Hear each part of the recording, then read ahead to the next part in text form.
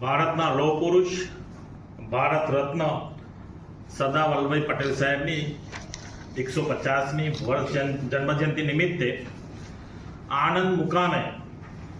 તારીખ 26 નવેમ્બરના રોજ દેશના પ્રધાન સેવક આદરણીય નરેન્દ્રભાઈ મોદી સાહેબ અથવા રાષ્ટ્રપતિ દ્રૌપદી મુર્મુજી બંનેમાંથી એક જણ સંબોધન કરવા અને જ્યારે કરમસદ આદરણીય સરદાર વલ્લભભાઈ પટેલ સાહેબની કર્મભૂમિ હોય ત્યારે 1875માં 31 ઓક્ટોબરે જન્મેલા સરદાર સાહેબની 150મી જન્મજયંતિ છે. આ નિમિત્તે પદયાત્રા 26 નવેમ્બરના રોજ શાસ્ત્રી મેદાનથી પૂરા કેવડિયા સુધી 150 કિલોમીટર સુધીની લાંબી પદયાત્રા નીકળશે. આદરણીય મંત્રી શ્રી મનસુખભાઈ માંડવિયાજી પદયાત્રાની શરૂઆત કરી અને લગભગ કેવડિયા સુધી એ પદયાત્રામાં જોડાવાના છે.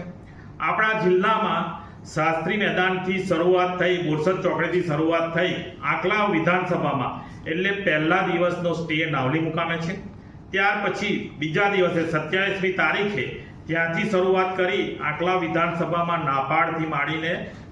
બધા જ ગામો લઈ અને આંકલાવ મુકામે એમને બીજો નાઇટ સ્ટે છે. આ રીતના આખો કાર્યક્રમ 26 નવેમ્બરના રોજ છે. સાતેવ વિધાનસભામાં મેં તમને આપેલું છે કે સાતેવ વિધાનસભામાં પણ સરદાર સાહેબની પદયાત્રા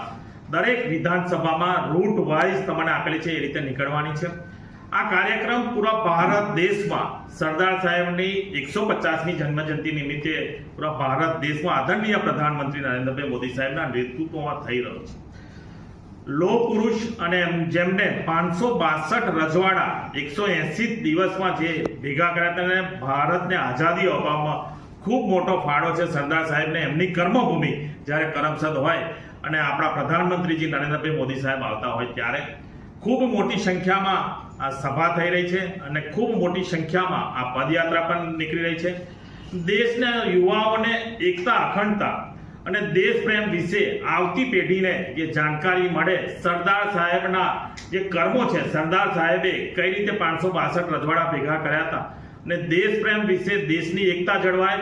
નવા ભારતના નિર્માણમાં પ્રધાનમંત્રી નરેન્દ્રભાઈ મોદી સાહેબનું શું યોગદાન છે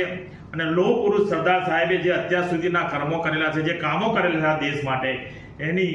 વ્યાથા, એની આખી જે એમની જીવન ચરિત્ર છે એ યુવાઓ સુધી પહોંચે અને નવા ભારતના નિર્માણમાં યુવાઓ, વિકસિત ભારતના નિર્માણમાં યુવાઓ જોડાય અને આવતી પેઢી પણ ભારત દેશમાં જોડાય અને ભારત દેશને વિકસિત ભારત બનાવે એ માટેનો આ કાર્યક્રમ